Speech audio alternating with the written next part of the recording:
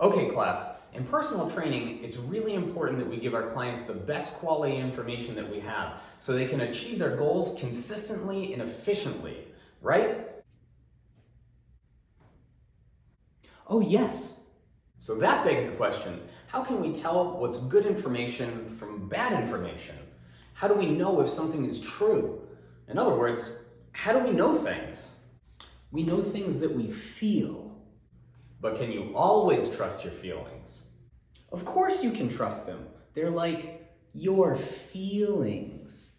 Have you ever been really angry about something and then later on you realize that it was trivial and you may have overreacted just because you were hungry? Oh. So maybe we can't always trust our feelings to be objectively true. Well, we don't know anything really. So what would happen if I dropped this oh so fragile coffee mug onto the hardwood floor? It'll smash. How do you know that this is gonna break? I've seen it before. You've seen me drop this particular mug onto the floor and watched it shatter? No, but I've seen people drop glasses and mugs and things on the floor, and I know what happens. Ah, so what you're saying is you've seen fragile things fall to the floor and break. In other words, you're observing...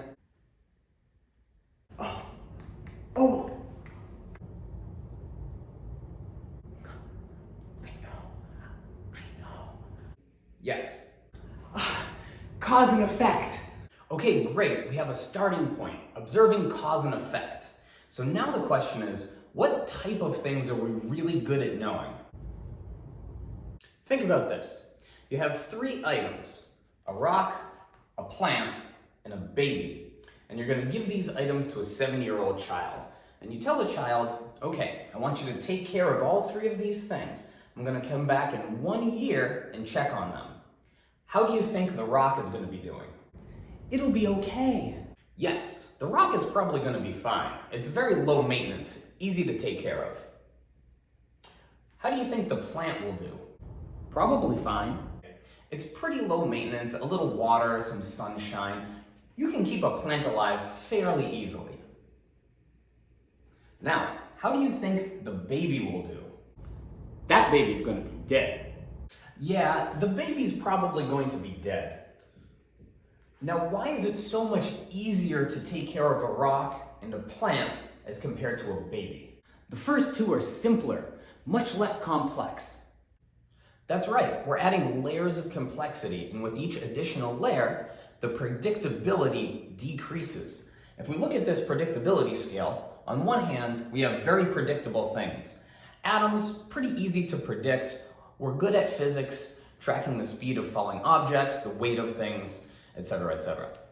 When it comes to molecules, we have that down fairly well, physics plus chemistry. With plants, now we start to get a little less predictability as we add botany into the mix. With animals, now we have to look at all of the previous sciences plus behavior. And finally, with humans, now we add psychology, and it's quite unpredictable. Aren't we just like hairless animals? Good question. Let's check out an example. Let's say you have a dog, and you offer your dog his favorite treat. What do you think is going to happen?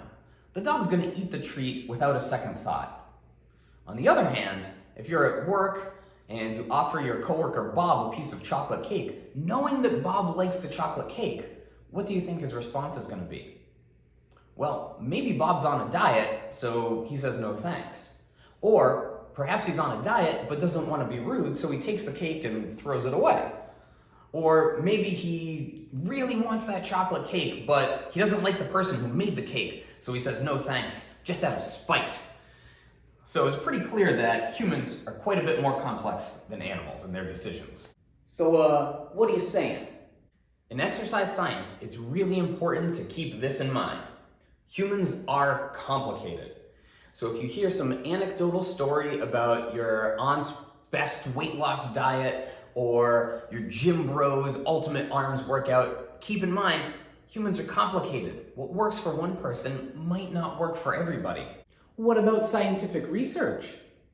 Even with scientific research, we have to keep this in mind.